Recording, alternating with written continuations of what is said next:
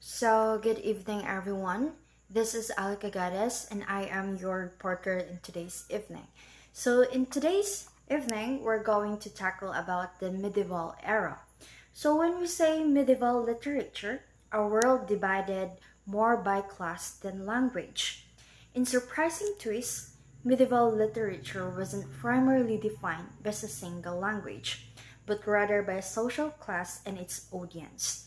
While Latin reigned supreme in the church and educational settings, French emerged as the dominant language for secular European works.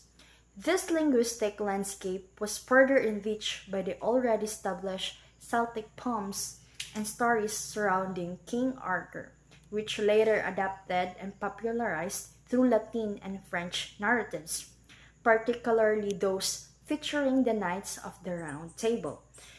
In medieval romance defined as more than just a love. The term romance in a medieval context extends far beyond simple long stories. It encompasses lengthy compositions often written in specific Romance languages and frequently incorporates elements of legend, the supernatural, or amorous themes. Over time, the definition evolved to include tales centered around knights, chivalry, and courtly love. A defining characteristic of these romances is the hero's journey of self-discovery. In the medieval era, we have this age of Chaucer, Geoffrey Chaucer. To sum it up, Geoffrey Chaucer, a name synonymously with English literature, stands out as towering figure before Shakespeare, even being hailed as the first finder of the English language. His masterpiece, The Canterbury Tales, remains one of the greatest poetic works in English, but Chaucer's influence extended beyond the literary realm. He played a significant role in public affairs during the latter half of the 14th century, serving as a trusted courtier, diplomat, and a civil servant. Geoffrey Chaucer, a big deal in English literature. Think of him as the Shakespeare of his time, only earlier. Now, Chaucer lived during a period of massive change in England. We're talking social, political, religious, and literary shifts all happening at once. It was time of transition, moving away from old medieval ways and slowly embracing something new. Think of it upgrading your phone, a slow but steady process.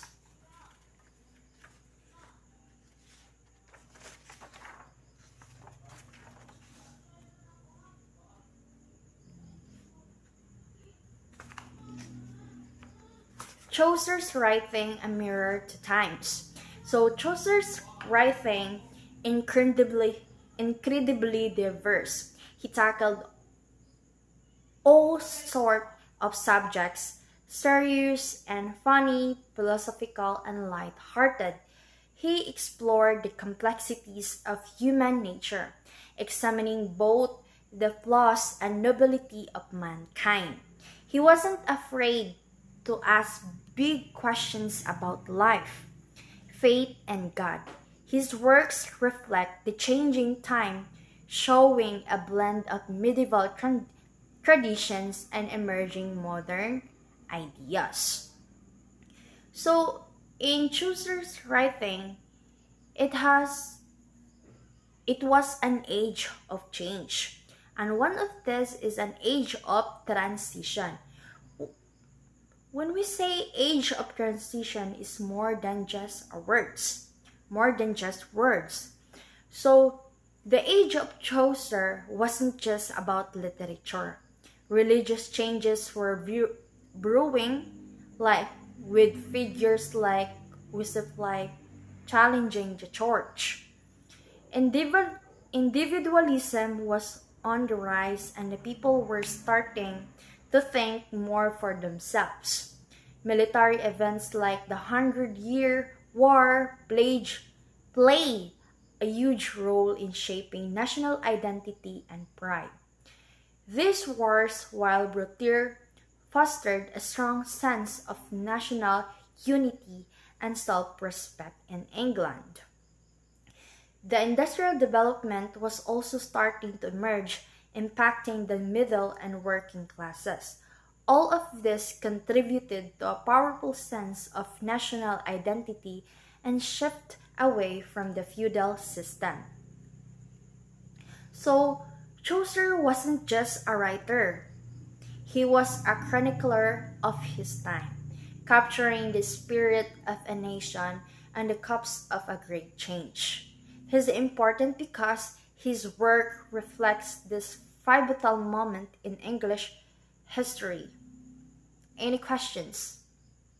Okay, let's dive into some of the historical context surrounding Chaucer and his work. We've talked about the transition from medieval times, but let's look at some of the specific challenges and changes in his era. So,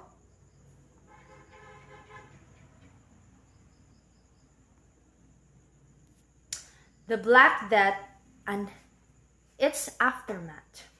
Chaucer's lifetime was marked by devastating Black Death.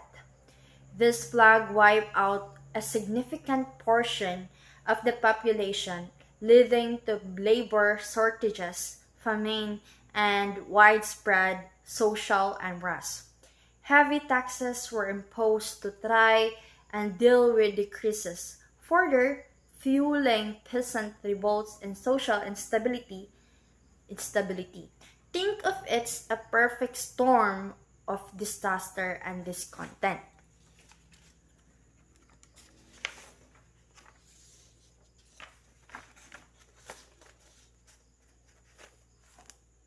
Next one is the corruption in church.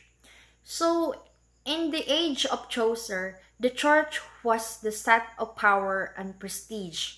It was infected with corruptions. The churchmen were fond of wealth and luxury. They indulged themselves in sorts of vices.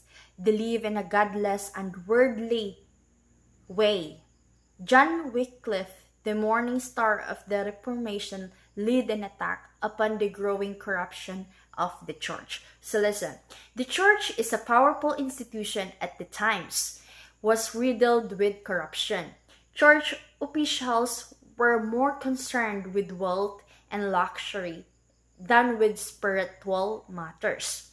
The widespread corruption contributed to growing public discontent and played a role in the rise of reformers like John Wycliffe, who challenged the church authority.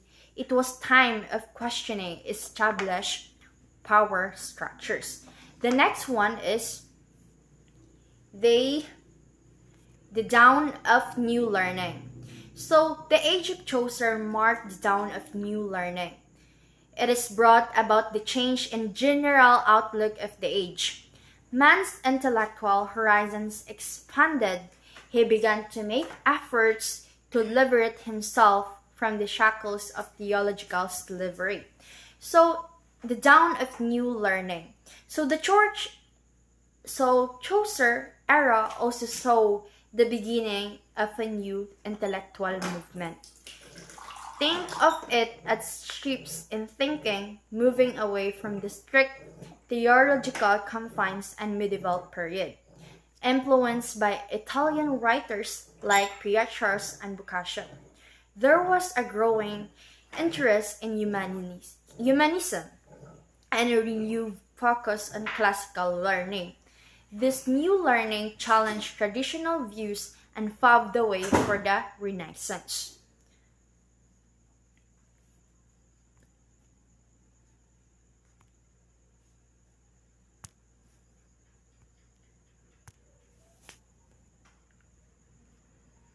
So, you guys have any questions regarding with those challenges? No? Thanks for this. How about the corruption of the church? None? None, everybody? The dawn of new learning? In this age of Chaucer, a curious modern note began to apparent, though a sharper spirit of criticism. The vague of the romances was passing. In this age, there was a spirit of revolt. The church was losing her great hold upon the masses of people. Reformation was in the process. The light of new learning was shining. The age was given proper voice by Chaucer. Next is the Canterbury Tales. So, the Canterbury Tales are a reflection of the times. So, another one of the better known work in medieval literature is the Canterbury Tales. Canterbury Tales. It was written by Geoffrey Chaucer around 1387 to 1440. It composed primarily of 17,000 lines of Middle English arranged in verses and sometimes prose. These lines are divided into 24 tales as relayed by various characters and pilgrims. The order of the pilgrims' tales has been a subject of debate among the scholars. Some scholar editions have used fragments and groups as they convey a sense of order based on the pilgrims. So, the Canterbury Tales are a reflection of the times. So, Chaucer's Canterbury Tales is a masterpiece that reflects all these historical events. The tales themselves are diverse, mirroring the varied experiences and perspectives of the pilgrims traveling together. So the order of tales has been debated by scholars for centuries, highlighting the complexity and the depth of the work. The story offers a glimpse into social, religious, and political climate of 14th century of England. In short, Chaucer's work isn't just a collection of stories. Listen, everyone. In short, Chaucer's work isn't just a collection of stories. It's a window into a period of immense change, upheaval, and intellectual ferment. It is a testament to the power of literature to capture the spirit of its time. Questions. So let's explore the structures of Chaucer's Canterbury Tales and concept of courtly love in the medieval context.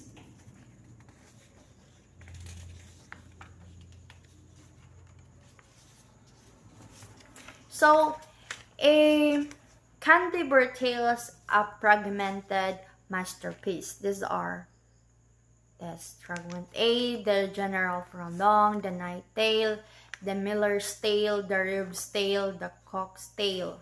11, the Manslow Tale, Wife of Bat's Tale, Clerk's Tale, and Merchant's Tale. Up to I. So, the Canterbury Tales, a fragmented masterpiece. The Canterbury Tales isn't presented as a single or continuous narrative. Instead, it is divided into fragments, each containing a collection of tales told by different pilgrims. So, this is what I've shown to you guys. The first one, this one, and this one. So the table I provided shows how these fragments are grouped, which tales belong to each group. Scholars debate the intended order of these fragments, reflecting the complexity of Chaucer's work, ongoing scholarly interest, and disappearing his artistic intentions. Do you know, guys have any question regarding with the medieval era with its